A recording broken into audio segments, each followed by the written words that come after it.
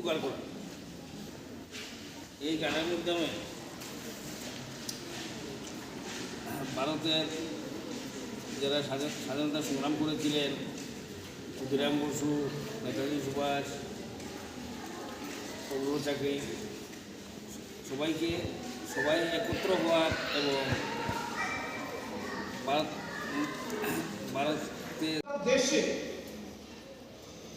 আজকের দিন থেকে অর্থাৎ আগামী বছর 2026-এর 7 নভেম্বর পর্যন্ত এই বর্ষপূর্তি অনুষ্ঠান চলবে।